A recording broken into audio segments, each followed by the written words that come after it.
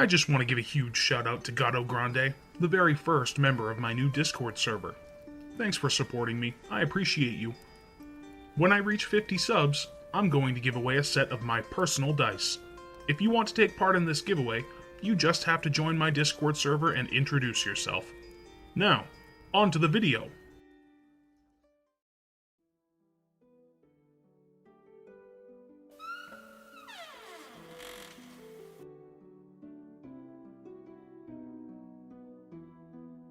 Hello there, adventurer.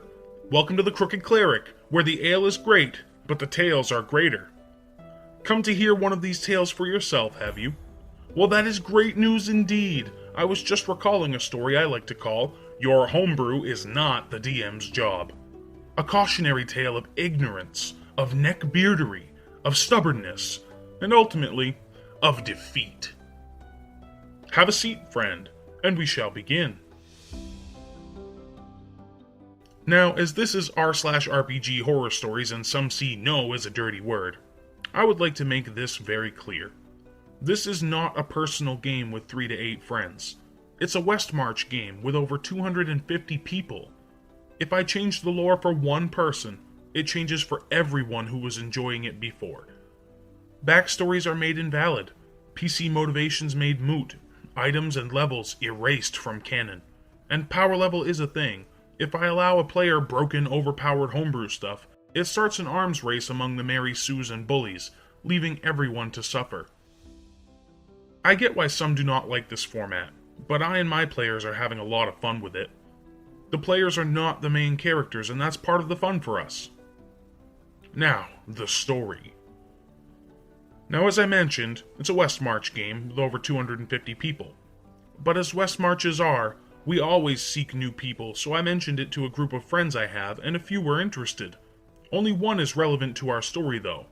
We'll call him Kevin, because that's what he is, a Kevin. Kevin had actually mentioned TTRPGs before, so I wasn't too shocked that he wanted to join, but also a bit worried as both times he'd mentioned them before, he came to our group, which wasn't even related to TTRPGs, with only vague abstract concepts and seemed to expect us to fill in everything for him. I did what I could the first time, offering some prompts and telling him I'd like to see what he came up with when he started making actual lore and systems. But the second time, I just didn't have anything to add to what he did. I wasn't mad, I just didn't have anything to add, so left him be. The way he handled both, trying to demand more from me the first time, and rambling on about an hour the second time when nobody replied to him, should have told me something, but it's a public group, so I sent the invite and took questions. Kevin joined, and the very first thing he said was, at OP, mind if I import some races for my own TTRPG I'm working on into the server? Unlike some other Westmarches, my server does allow Homebrew to be submitted for staff approval, so I wasn't mad at him for asking. What did bother me is that he failed to look at the rooms I had set up and see one labeled Homebrew Requests, or even the Asking for Help room, meant for asking about this stuff.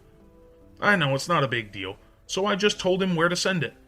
He went to the Homebrew Requests room where the bottommost post is always a picture warning players that the room has a 1-hour slow mode setting, as we had a lot of players, myself included, using it as a general chat and making links harder to get at and spamming meme homebrew they had no intent to use. And he copy-pasted the same message into the room. He was not happy about the wait time, and asked if he could DM me. I told him it was okay, as I don't really mind. I just need players to think about if they actually want the homebrew before they hand it off to my staff to read. He posted several admittedly quite well done drawings of anthropomorphic dragons, but had nothing else. Just said they had average stats. He wanted me to come up with the stats and lore for him. I tried to calmly explain that in a server of 250 other people, I can't really be expected to give that level of help to every player. That dragons are very powerful in my world and thus not playable, and showed him some art of the Dragonborn that both looked a lot like his own dragons and that are very much canon looks for them in my world. He blindly insisted that I help him, telling me about plane shifting and how having his dragons wouldn't hurt my canon at all. It would, Bahamut and Tiamat would get very angry about this and order Sardior and his gem dragons to kill them all. How it was my job as the DM to make sure he got to play what he wanted to play, which it's not, and how his stats were balanced. They can't be, since he had no stats.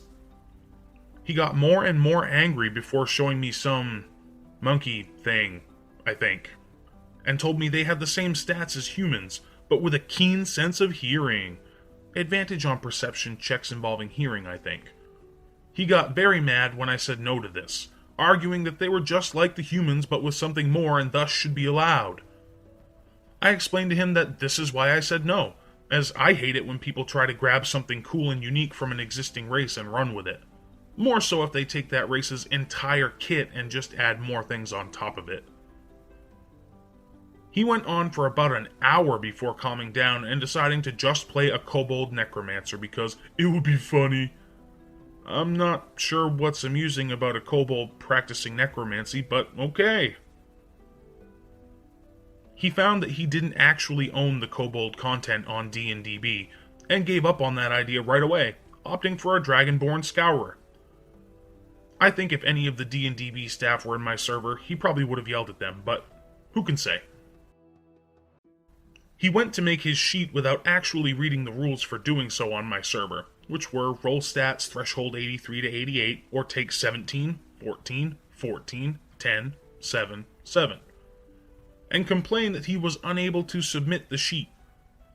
I had stepped away for a moment to make some ramen, and came back to a handful of very angry messages about how he was unable to submit the sheet, and so I asked him to please be calm and wait a moment while I look into it, as submitting the sheet is just a matter of sending the link so the DMs can make sure that you filled it out right.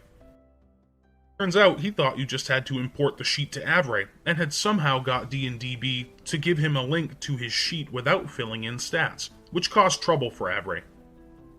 I told him what we actually needed, and he gave us the sheet, the one easy step in all of this for him it seems. By the time I got the link, he had put in stats, so I didn't know that he'd caused Avray any trouble. But I also saw that he didn't do the stats right, so I asked him to go do so. It took him like 5 tries to get the command right, and when he finally did get it, the glitched sheet he had caused Avray to fail to work for him. I was unable to help, and had to get him to join the Avray server to ask their staff. He did with them exactly what he did with me. Acted pig-headed about any idea he got, ignored them when they asked him to run commands, and failed to run them with the arguments they asked for. But they were very professional, and managed to help him fix it by deleting the glitched sheet from Avray and importing it again. Finally, stats rolled. He submitted the PC. I saw that he picked a full caster despite not even knowing if a sheet needed its stats filled in, which was a thing he actually had to ask me about.